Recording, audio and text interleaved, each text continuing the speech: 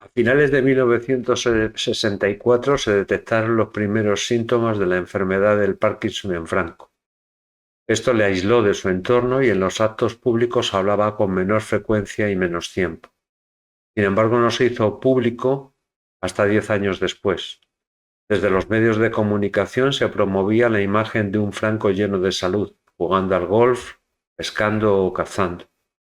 El 9 de julio de 1974 fue ingresado en el Hospital Francisco Franco, hoy Gregorio Marañón, por consejo de su médico personal Vicente Gil, para tratar de una flebitis en la pierna derecha. Según el doctor, la flebitis se le atribuía a la presión ejercida por la caña de pescar en la pierna y también a las horas que pasó sentado delante del televisor viendo los partidos de la Copa del Mundo de fútbol. Esta hospitalización le hizo no poder asistir al Consejo de Ministros del 11 de septiembre y era la segunda vez en toda su carrera política que esto ocurría. Su ingreso hospitalario no gustó nada al marqués de Villaverde, que en esos días no estaba en España, sino en Filipinas, como invitado al certamen del Miss del Mundo. El 18 de julio, Franco empeoró. El tratamiento de la flebitis fue bien, pero su medicación tenía contraindicaciones con los medicamentos que estaba tomando contra el Parkinson y esto provocó una hemorragia digestiva. Incluso llegó a recibir la extrema unción de manos de su confesor, el padre Boulart, en contra del parecer del marqués de Villaverde. Al día siguiente, Arias Navarro y el presidente de las Cortes se presentaron en el hospital con los papeles para poner en práctica el artículo 11 de la Ley Orgánica del Estado, por la que Juan Carlos asumiría interinamente la jefatura del Estado. Juan Carlos se mostró en un primer momento reticente, ya que no quería desprestigiarse por acciones de un gobierno que no había sido elegido por él. Y por otra parte, Carmen Polo y el marqués de Villaverde montaron en cólera, y el marqués y el doctor Vicente Gil incluso llegaron a las manos en los pasillos del hospital enfrente de la habitación donde estaba Franco. 5 días después, Franco mejoró el 24 de julio y el director del hospital, Manuel Hidalgo Huerta, en una conferencia de prensa le dio el alta.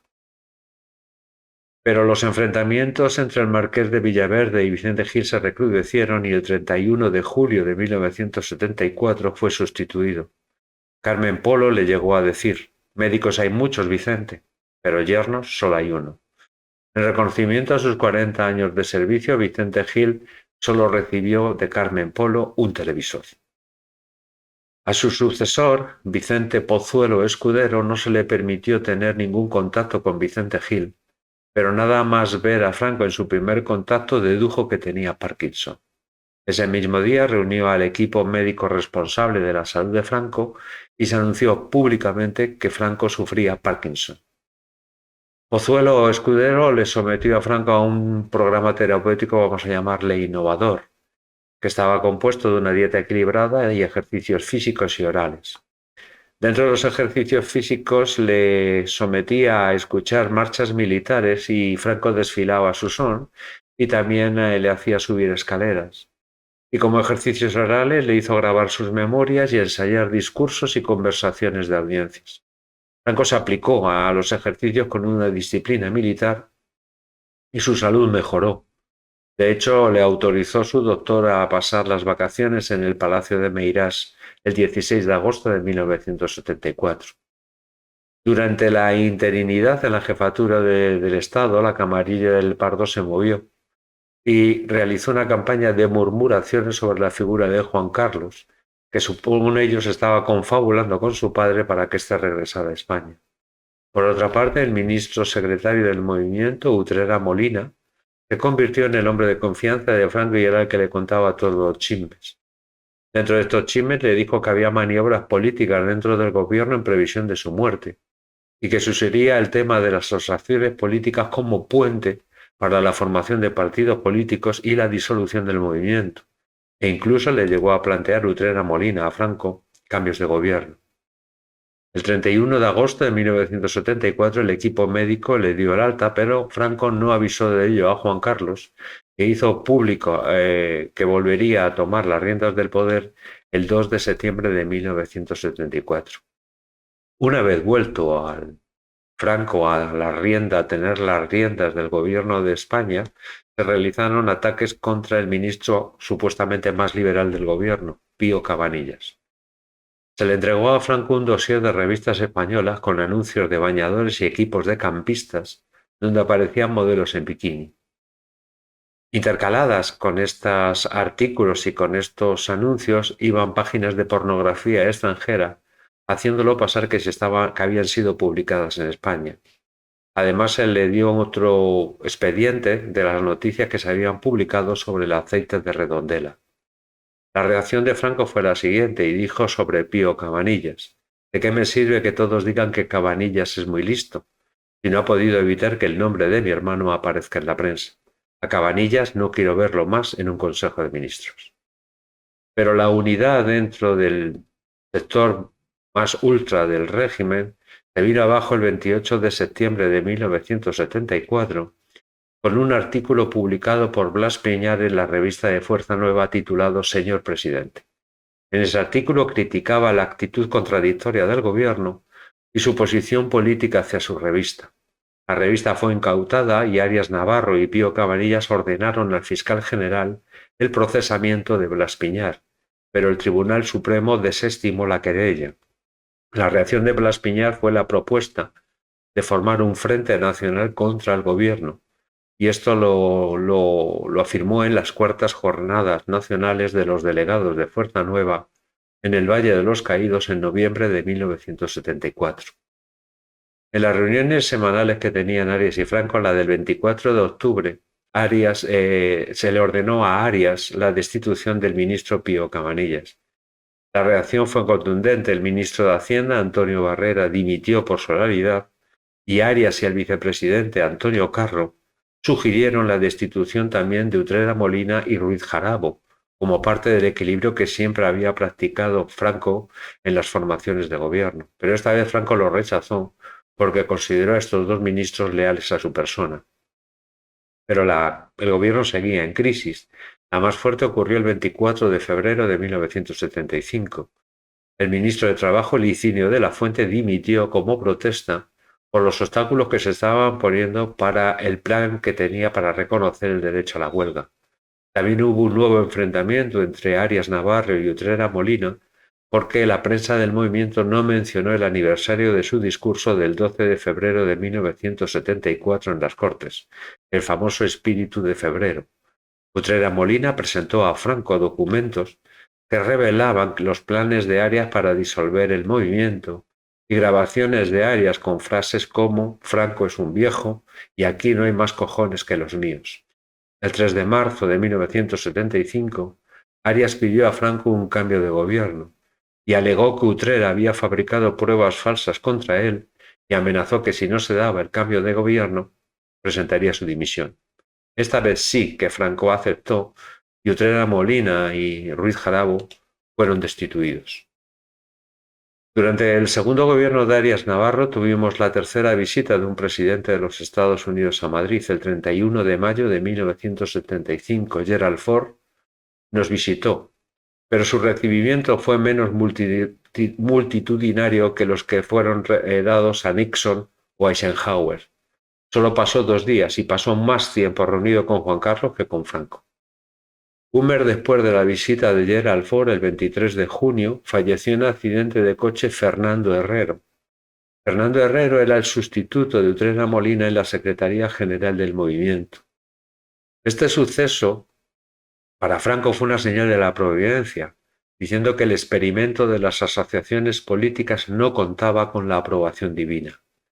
El sustituto de Fernando Hierro fue José Solís a petición de Franco, pero se barajó la posibilidad de que fuera Adolfo Suárez, que era el segundo de Fernando Herrero, pero fue rechazado por su compromiso con el sector aperturista. Podemos considerar que esta es una nueva victoria de la camarilla del Pardo. La camarilla entró en contacto con Girón y Valcárcel e intentaron que Franco prorrogase la vida de las Cortes otros 6 meses, con el objetivo de ganar tiempo para echar a Arias Navarro del gobierno y que su puesto fuera ocupado por José Solís o por Rodríguez Valcárcel o por Manuel Girón. Franco estaba cada vez más deteriorado físicamente y llegó a plantearse la retirada a un monasterio, como hizo Carlos I en Yuste, pero su esposa Carmen se lo quitó de la cabeza. Sin embargo, seguía con sus actividades de pesca y caza para desesperación de los médicos, jornadas agotadoras en condiciones meteorológicas inclementes. No sabemos si era voluntad de él o que la camarilla le presentaba todas estas actividades porque necesitaba mostrar a la opinión pública que Franco seguía activo y muy vivo. La camarilla realmente estaba más preocupada por su propio futuro que por la salud de Franco. En el verano de 1975 la situación era crítica en España, con una inflación disparada, una escalada de los conflictos laborales produciéndose 3 veces más que en años anteriores y un incremento de los atentados terroristas. En el Consejo de Ministros del 22 de agosto de 1975 se aprobó una nueva ley antiterrorista mucho más restrictiva que los anteriores, y fruto de ello fue la serie de consejos de guerra que se realizaron. El 28 de agosto en Burgos, con 2 sentencias de muerte a miembros de ETA, entre el 11 y el 17 de septiembre en Madrid, con 8 sentencias de muerte a un nuevo grupo terrorista nacido en 1973 llamado FRAP, y el 19 de septiembre en Barcelona con una sentencia de muerte a un miembro de ETA. El 11 de septiembre en el País Vasco se declaró la huelga general en solidaridad con los condenados y hubo peticiones de clemencia por parte del Papa, de Juan de Borbón, de Isabel II de Inglaterra, de Leónidas Brenet, entre otros dirigentes extranjeros. En el Consejo de Ministros del 26 de septiembre se habló sobre la conmutación de penas de estos 11 sentencias de muerte y de ellas solo 5 fueron confirmadas y el resto se les conmutó por penas de prisión. Las reacciones fueron contundentes. 15 países europeos retiraron sus embajadores, hubo manifestaciones y ataques a embajadas españolas y el presidente de México, Luis Echeverría, pidió en la Asamblea General de la ONU la expulsión de España del organismo. Al día siguiente, el día 27 de septiembre, las sentencias de muerte fueron ejecutadas. Franco, para contestar a todas estas réplicas a su decisión, convocó una manifestación en la Plaza de Oriente de Madrid el 1 de octubre de 1975, la que sería la última aparición pública de Franco. El 15 de octubre de 1975, Franco sufrió su primer ataque cardíaco. Sin embargo, se negó a suspender su programa de trabajo realizando 11 audiencias oficiales. Para dar normalidad, los marqueses de Villaverde estaban en una cacería en Ciudad Real. Sin embargo, durante un descanso de la misma, el marqués cogió una pistola de una escolta de la Guardia Civil y disparó varias veces contra una piedra diciendo: «Hay que estar preparados. Van a venir a por nosotros, pero lo que es a mí». 2 días después, Franco presidió el Consejo de Ministros en contra de la opinión de los médicos, pero estos cedieron con una condición, de que estuviera monitorizado. En la reunión se habló de la Marcha Verde marroquí, lo que provocó una recaída en la salud de Franco. El 18 de octubre fue la última vez que Franco trabajó en su despacho y allí redactó sus últimas voluntades y el testamento. 2 días después, el 20 de octubre, sufrió un nuevo ataque cardíaco, esta vez leve, pero 2 días le volvió a remitir otro nuevo ataque cardíaco y la cadena ABC norteamericana anunció que Franco había muerto. Nuevo ataque cardíaco el 24 de octubre y también padeció una distensión abdominal como consecuencia de una hemorragia en el estómago. Al día siguiente se le administró la extrema unción y reprodujo una nueva hemorragia interna. Varias emisoras de radio emitieron música fúnebre. El 29 de octubre, Franco estaba sometido a constantes transfusiones de sangre y al día siguiente tenía los primeros síntomas de que sufría una peritonitis. Franco ordenó a Arias que ejecutara el artículo 11 de la Ley Orgánica del Estado, por la cual Juan Carlos pasaba a ser jefe del Estado.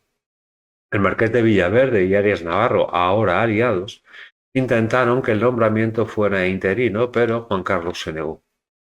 En la noche del 2 de noviembre de 1975 la hemorragia intestinal se intensificó y se realizó una operación de urgencia en un quirófano improvisado en el puesto de primeros auxilios de la Guardia del Pardo. una operación que duró 3 horas y en la que se descubrió que una úlcera había abierto una arteria y que padecía uremia. A Franco los riñones no le funcionaban y necesitaba diálisis. Por eso fue trasladado a la ciudad universitaria de La Paz. Allí fue sometido a una nueva operación el 5 de noviembre, una operación que duró 4 horas y media y le extirparon las 2/3 partes del estómago. A partir de entonces, Franco sobrevivía con máquinas de soporte vital. El 15 de noviembre, nueva operación, al ver que su vientre estaba hinchado a causa de la peritonitis. ¿Por qué no le dejaba morir? Valcárcel terminaba su mandato de presidente del Consejo del Rey de las Cortes el 26 de noviembre de 1975. Si Franco vivía y lo renovaba, la camarilla tendría un hombre clave para asegurar que el presidente elegido por Juan Carlos fuera fiable y lo más cercano a sus ideologías. A las 11:15 de la noche del 19 de noviembre de 1975, la hija de Franco pidió que se terminara con todo esto. Horas después de ser desconectado, Franco murió a las 5:25 de la mañana del 20 de noviembre de 1975, que es la hora oficial del fallecimiento. Españoles, Franco ha muerto.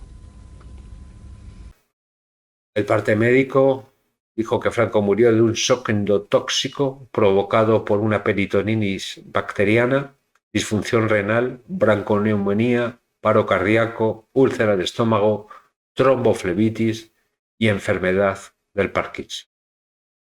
El 20 de noviembre de 1975 se puso punto final al régimen franquista que se inició en la Guerra Civil de 1936. Y con este vídeo acabamos toda la serie dedicada al franquismo. En próximos vídeos abriremos una nueva etapa y ya os iré informando de qué época histórica de España hablaremos. Hasta pronto.